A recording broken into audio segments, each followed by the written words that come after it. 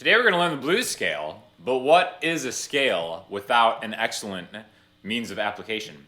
So I went through and checked out all the great uses of the blues scale throughout time, and I think I found the best example. It's a song by a handsome young musician called Dragonfly, which I will link you to in the description. But first, what's the blues scale? The blues scale is a minor pentatonic scale with one extra note. So if you know, like, the E minor pentatonic looks like this. Open 3, open 2, open 2 on the E, A, D string, if you just want to do one octave of it. Now what we're going to do is we're going to add a note in between the third and fourth notes in the minor pentatonic. So we'd have open 3, open 1, 2, open 2. Now if you wanted to do a representation of it that's not in an open position, we could do like the A minor blues scale, I suppose. Usually it would look like this. Minor pentatonic would be 5, 8, 5, 7, 5, 7. If we had that blue note in there, it would be 5, 8, 5, 6, 7. Okay, so it's really just kind of this little chromatic walk inside the pentatonic scale. Now, what if we were to use this in a very non-blues but super heavy rockin' way? We'd come up with something like this.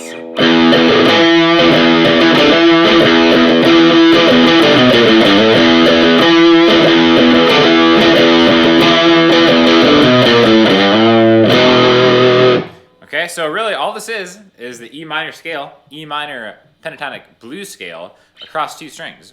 So what we're doing, instead of going down strings, we're going.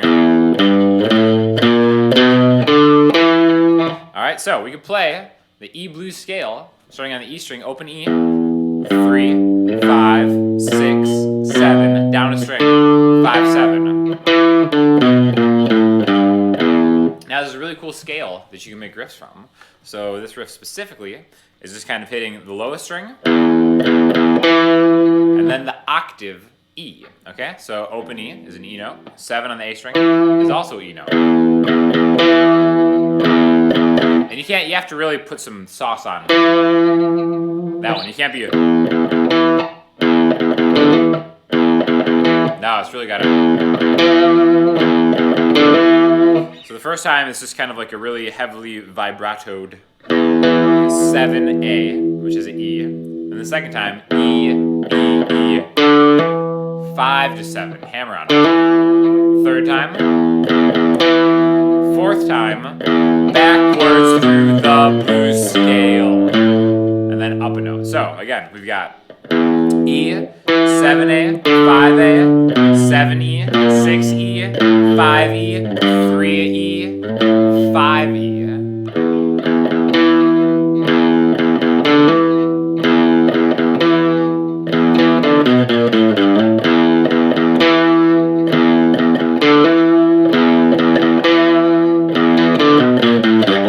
All from the blues scale. Can you believe it? Very rockin' sounding, okay? So that is just one example of how you can apply that to make your own riffs, but we're not done. We're going to totally disregard the blues scale for the rest of this lesson and do the next part of the song, which is kind of like a...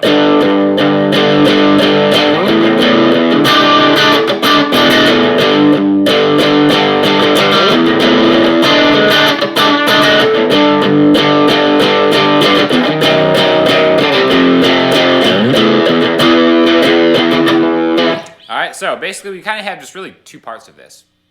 So after we do the riff, we do that riff a couple times, maybe more than a couple times. And then we're going to go to a G power chord. So 3E and 5A. And notice it's kind of building. And you can control something like that with your palm. So instead of just going, you can anchor your palm on there, palm mute it.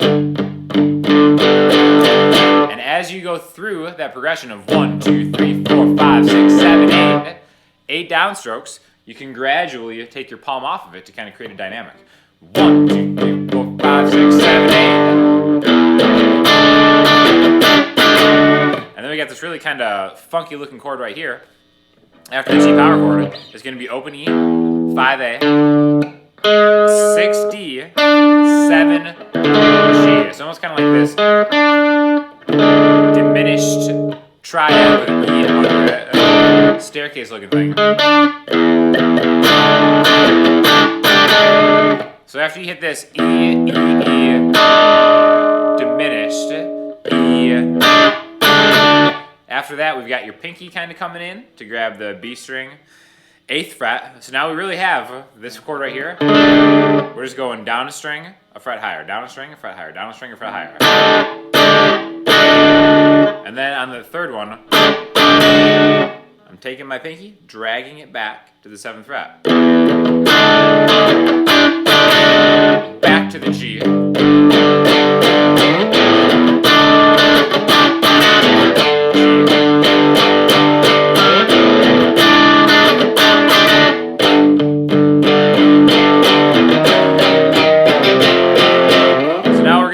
This part is we want to take it back to that riff.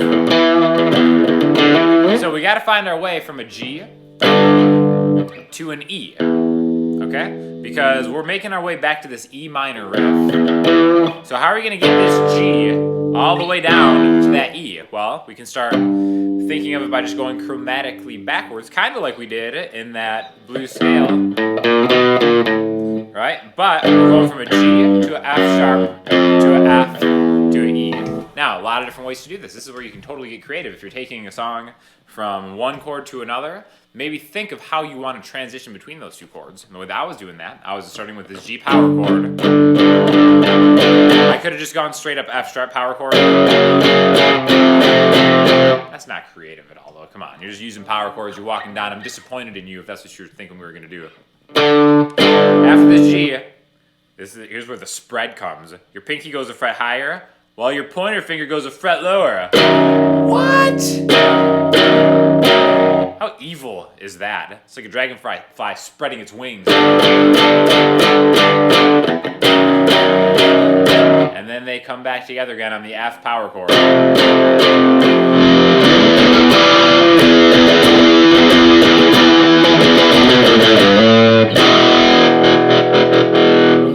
So, I hope you enjoyed that excellent lesson on the blues scale. And if you have any questions or comments, hit me up in the comment section, Instagram, Twitter, or the website, and I'll talk to you all soon. Thanks a lot.